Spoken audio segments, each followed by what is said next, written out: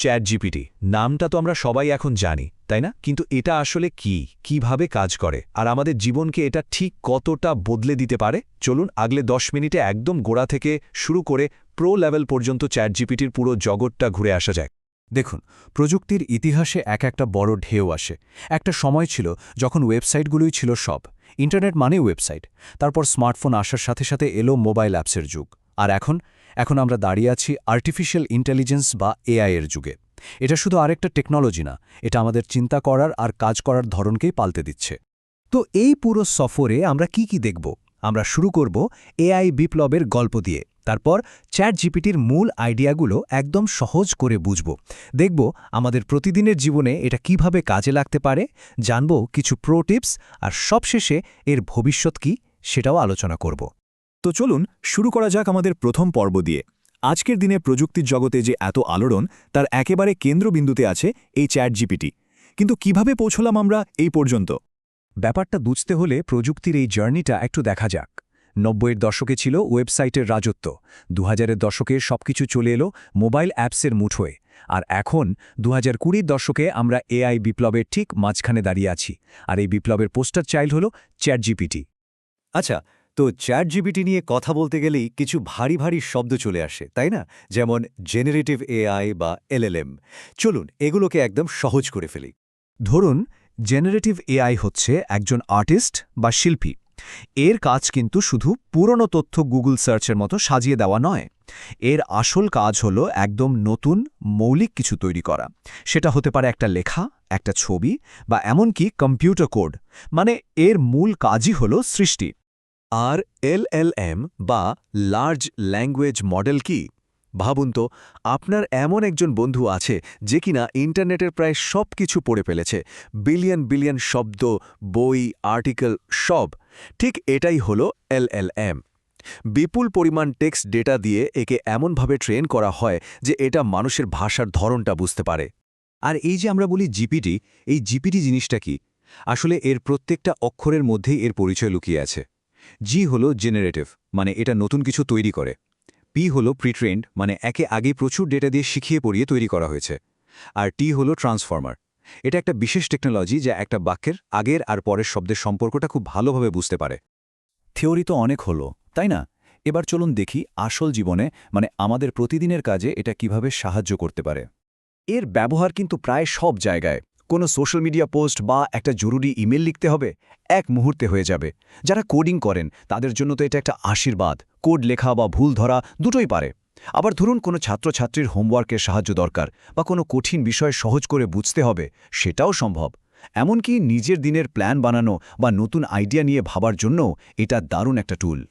ভাবুন তো একবার, আপনার অফিসের জন্য জাপানের অর্থনীতি নিয়ে একটা 10 স্লাইডের প্রেজেন্টেশন বানাতে হবে। আপনি শুধু চ্যাট জিপিটি খুলে লিখলেন টপিকটা কি, কটা স্লাইড চান, আর কোন ভাষায় চান। বোম! কয়েক সেকেন্ডের মধ্যে আপনার সামনে একটা পুরো আউটলাইন তৈরি। কোন স্লাইডে কি থাকবে সব বলে দেবে। ওকে, বেসিক ব্যবহার তো আমরা দেখলাম, কিন্তু এখানেই শেষ নয়। এবার চলুন প্রো লেভেলে যাওয়া যাক, যেখানে আমরা শুধু একজন ইউজার থাকব না, বরং একজন ক্রিয়েটর হয়ে উঠব। এটা একটা দারুণ ফিচার যা অনেকেই হয়তো জানেন না। চ্যাট জিপিটি ব্যবহার করে নিজের প্রয়োজন মতো একটা পার্সোনালাইজড এআই অ্যাসিস্ট্যান্ট বানানো যায়। এদেরকে বলা হয় কাস্টম জিপিটি। কি করা যায় এখানে? আপনি আপনার জিপিটির একটা নাম দিতে পারেন, যেমন কোডিং কোচ।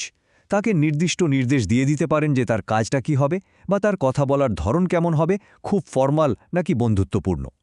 সবচেয়ে বড় ব্যাপার হলো আপনি নিজের ফাইল আপলোড করে তাকে বিশেষ জ্ঞান দিতে পারেন যা সাধারণ চ্যাট জিপিটি জানে না। এক কথায় নিজের কাজের জন্য একটা স্পেশালিস্ট টুল তৈরি করে ফেলা যায়। চ্যাট জিপিটি থেকে সবচেয়ে ভালো উত্তরটা বের করে আনার আসল চাবিকাঠি হল প্রম্পট ইঞ্জিনিয়ারিং, মানে একে ঠিকভাবে প্রশ্ন বা নির্দেশ দেওয়ার আর্ট আর সায়েন্স। এখানে একটা কথা আছে যেটা মনে রাখাটা খুবই জরুরি। আপনি যেমন ইনপুট দেবেন তেমন আউটপুট পাবেন। মানে প্রশ্নটা যত ভালো, যত নির্দিষ্ট করে করা হবে, উত্তরটাও ঠিক ততটাই কাজের এবং নির্ভুল হবে। পার্থক্যটা দেখুন। যদি শুধু বলা হয় জলবায়ু পরিবর্তন নিয়ে কিছু লেখো, এটা একটা দুর্বল প্রম্পট। উত্তরটা হয়তো সাধারণ কিছু হবে। কিন্তু যদি বলা হয় একজন বিজ্ঞানীর মতো করে হাইস্কুলের ছাত্রদের জন্য সমুদ্রের জলস্তর বৃদ্ধির উপর ফোকাস করে জলবায়ু পরিবর্তনের প্রভাব নিয়ে 5টা পয়েন্টে একটা সারাংশ লেখো, তাহলে যে উত্তরটা আসবে সেটা হবে অনেক বেশি সুনির্দিষ্ট এবং কার্যকর। তো একটা ভালো প্রম্পট বানানোর ফর্মুলাটা কি? আসলে এর 4টে সহজ পার্ট আছে। প্রথমত রোল বা ভূমিকা, মানে বলুন তাকে কার মতো আচরণ করতে হবে। দ্বিতীয়ত কনটেক্সট বা প্রেক্ষাপট, মানে কিছু ব্যাকগ্রাউন্ড ইনফরমেশন দিন। তৃতীয়ত টাস্ক বা কাজটা পরিষ্কার করে বলুন। আর চতুর্থত ফরম্যাট, মানে আউটপুটটা কেমন দেখতে চান, একটা টেবল নাকি বুলেট পয়েন্ট, সেটা বলে দিন। তো চ্যাটজিপিটি তো অসাধারণ, কিন্তু এটা কি পারফেক্ট? একদমই না। চলুন এর সীমাবদ্ধতা আর ভবিষ্যতের দিকে একটু তাকানো যাক। কয়েকটা জিনিস মনে রাখা খুব জরুরি। চ্যাটজিপিটি মাঝে মাঝে খুব আত্মবিশ্বাসের সাথে ভুল তথ্য দেয়, তাই সবসময় ফ্যাক্ট চেক করা উচিত। লম্বা কথা বললে এটা অনেক সময় আগের কথা ভুলে যায়।